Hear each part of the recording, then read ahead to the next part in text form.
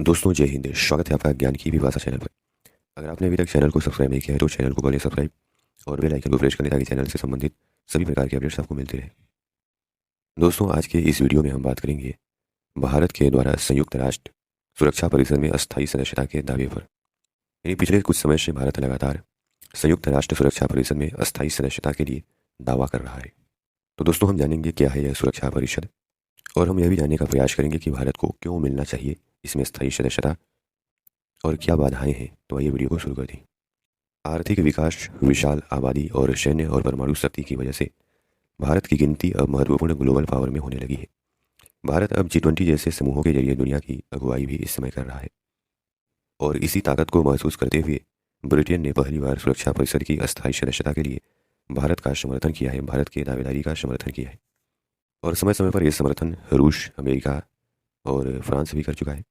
दोस्तों ब्रिटिश सरकार ने संयुक्त राष्ट्र सुरक्षा परिषद में सुधारों की पैरवी करते हुए भारत को अस्थायी सदस्यता देने का समर्थन किया है। यह ब्रिटिश सरकार की ओर से भारत को सुरक्षा परिषद की अस्थायी सदस्यता के लिए समर्थन करने की पहली बड़ी प्रतिबद्धता है। बीते सप्ताह ब्रिटेन की पार्लियामेंट में पेश रक्षा और विदेश नीति की समीक्षा रिपोर्ट इंटीग्रेटेड रिव्यू रिफ्रेश 2023 में संयुक्त राष्ट्र सुरक्षा परिषद में सुधार करने की बात कही गई। ब्रिटेन ने भारत के अलावा ब्राज़ील, जापान और जर्मनी को भी अस्थायी सदस्यता का समर्थन किया है। यानी ब्रिटेन ने भारत के साथ साथ ब्राज़ील, जापान और जर्मनी की भी अस्थायी सदस्यता का समर्थन किया है। दोस्तों यहाँ सवाल यह है कि यह संयुक्त राष्ट्र सुरक्षा परिषद है क्या?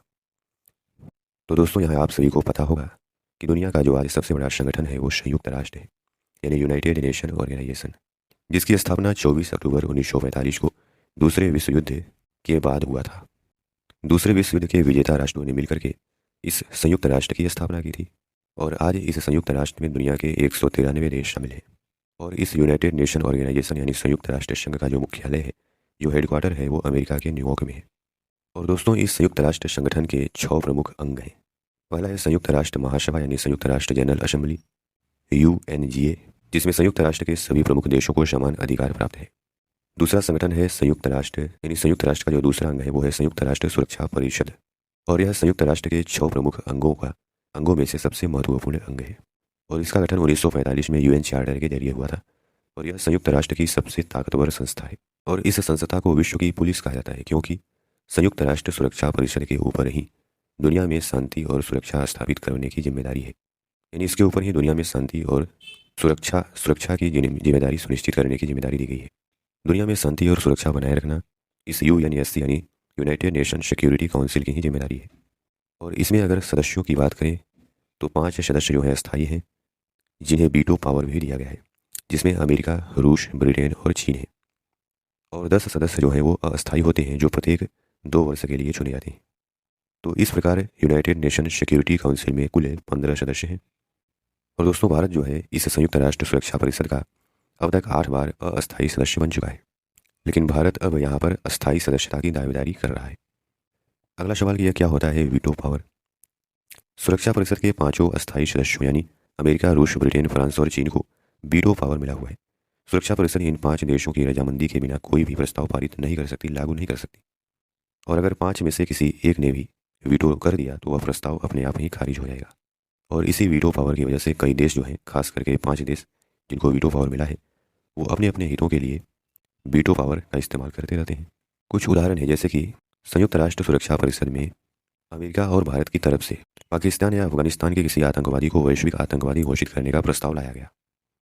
और संयुक्त राष्ट्र सुरक्षा परिषद में 15 सदस्य देश हैं, 5 अस्थायी और 10 अस्थायी हैं। अगर इन 15 सदस्यों में से 14 सदस्यों ने इस प्रस्ताव पर सहमति दे दिया, लेकिन चाइना ने वीटो पावर लगा दिया, तो वह प्रस्ताव पारित नहीं हो पाएगा और वह वैश्विक आतंकवादी नहीं बन पाएगा। और दोस्तों इसी वजह से इस संयुक्त राष्ट्र सुरक्षा परिषद में लंबे समय से सुधार की मांग की जा रही है। और कई अन्य देश जैसे भारत, ब्राज़ील, जापान, जर्मनी भी अस्थायी सदस्यता की दावेदारी कर रहे हैं। इसमें सुधार की प्रक्रिया क्या है? तो सुधार के लिए UN चार्टर में संशोधन करना होगा। इसमें संशोधन के लिए 2 अनिवार्यताएं हैं। पहला तो संयुक्त राष्ट्र के सभी सदस्यों के कम से कम 2/3 देश इसका समर्थन करें, और दूसरा कि सुरक्षा परिषद के 5 सदस्यों की इसमें सहमति हो।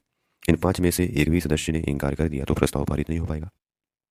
दोस्तों अब आते हैं भारत के द्वारा संयुक्त राष्ट्र सुरक्षा परिषद में किए गए दावेदारी की तरफ कि क्यों भारत को संयुक्त राष्ट्र सुरक्षा परिषद में सदस्यता मिलनी चाहिए, अस्थायी सदस्यता। भारत के वैश्विक शांति, विकास और अंतर्राष्ट्रीय सुरक्षा में अहम भूमिका निभाने की वजह से यह पिछले कई सालों से संयुक्त राष्ट्र सुरक्षा परिषद की अस्थायी सदस्यता के लिए महत्वपूर्ण दावेदार रहा है। हालांकि इस राह में अभी कई प्रक्रियागत और व्यवहारिक बाधाएं हैं, लेकिन ब्रिटेन के इस समर्थन से सुरक्षा परिषद में सुधार का मसला एक बार फिर से चर्चा में आ गया है। इन 5 वजहों से भारत है दावेदार। यानी दोस्तों, ये 5 वजहें हैं जिसकी वजह से भारत की दावेदारी मजबूत होती है। पहला है जनसंख्या। इस समय भारत लगभग 1.4 अरब की आबादी के साथ दुनिया का दूसरा सबसे बड़ा देश है। यूनाइटेड नेशन पॉपुलेशन फंड के अनुसार भारत की इसी साल सर्वाधिक आबादी वाला देश बनने की संभावना है। इस तरह भारत दुनिया की सबसे बड़ी आबादी वाला देश बन जाएगा और दुनिया की आबादी के 6वें भाग का प्रतिनिधित्व करने लगेगा। इसलिए सदस्यता का दावेदार मजबूत होती है भारत की। दूसरा है आर्थिक विकास। तो भारत की गिनती सबसे तेजी से बढ़ती हुई अर्थव्यवस्थाओं में रही है। पिछले 1 दशक में भारत की औसतन सालाना विकास दर 7% से अधिक रही है, जो कि चीन के बाद किसी भी अन्य बड़े देशों की तुलना में सबसे ज़्यादा है। और भारत अब तो 5वीं सबसे बड़ी अर्थव्यवस्था भी बन गया है। तीसरा है लोकतंत्र। 2019 के लोकसभा चुनाव में भारत में 91 करोड़ से ज़्यादा वोटर पंजीकृत थे। इतनी भारी संख्या में वोटर्स के साथ स्वतंत्र और निष्पक्ष चुनाव जो है भारत को दुनिया के सबसे बड़े लोकतंत्र के रूप में स्थापित करता है, जो इसे वैश्विक तौर पर सम्मान दिलाता है। चौथा कारण है क्षेत्रीय नेतृत्व। तो एशिया प्रशांत क्षेत्र में भारत एक बड़ी ताकत है। क्षेत्रीय सुरक्षा और आर्थिक सहयोग के मामले में यह बड़ी भूमिका निभाने आता है। श्रीलंका, नेपाल, बांग्लादेश जैसे देशों के आर्थिक संकट के दौरान भी भारत ने हमेशा उनकी मदद की। संयुक्त राष्ट्र के शांति अभियानों में भारत ने बढ़ चढ़कर योगदान दिया है। पांचवा कारण है परमाणु शक्ति। भारत ने अपने परमाणु कार्यक्रम को शांतिपूर्ण रखा है। इस समय कई ऐसे देशों ने भी परमाणु कार्यक्रम चला रखे हैं जिनके उद्देश्य को दुनिया संदेह की नज़र से देखती है। अगर भारत को सुरक्षा परिषद में शामिल किया जाता है तो परमाणु निरस्त्रीकरण कार्यक्रम के क्रियान्वयन में और भी अहम भूमिका निभा सकता है। तो ये 5 कारण हैं जिससे भारत की जो दावेदारी है वो मजबूत होती है। अब भारत के सामने समस्या क्या है, यानी अस्थायी सदस्यता। यानी भारत को अस्थायी सदस्यता के रास्ते में कौन कौन सी बाधाएं सामना करना पड़ सकती हैं, बाधाओं का सामना करना पड़ सकता है। पहला है अस्थायी सदस्यता में सर्वसम्मति का अभाव। भारत को अस्थायी सदस्यता के समर्थन को लेकर 5 अस्थायी सदस्यों में सर्वसम्मति का अभाव है। इसमें सबसे बड़ी बाधा तो चीन की है, लेकिन फ्रांस और रूस को छोड़कर अन्य देशों ने भी खुलकर कभी कहा नहीं है कि वे इस मामले में पूरी तरह भारत के साथ हैं। अभी जरूर ब्रिटेन ने पहली बार समर्थन किया है, कुछ को लगता है भारत के साथ साथ उन्हें जापान, ब्राज़ील, जर्मनी जैसे अन्य दावेदारों का भी समर्थन करना पड़ेगा। इससे इस विश्व संस्था पर उनके प्रभाव में कमी आएगी। दूसरा बाधा है जटिल सुधार प्रक्रिया। संयुक्त राष्ट्र सुरक्षा परिषद में सुधार की प्रक्रिया भी जटिल है। सुधार और विस्तार को लेकर वर्षों से विचार विमर्श की प्रक्रिया चली आ रही है। सुधार किस तरह से होना चाहिए, इसको लेकर अलग अलग देशों के अलग अलग विचार हैं।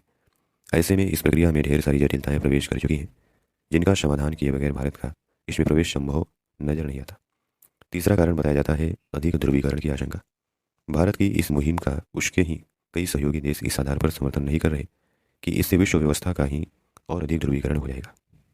अगला सवाल कि भारत क्या कर रहा है प्रयास। इस संस्था में सुधार के लिए भारत अपनी ओर से लॉबिंग करने की पूरी कोशिश करते आया है।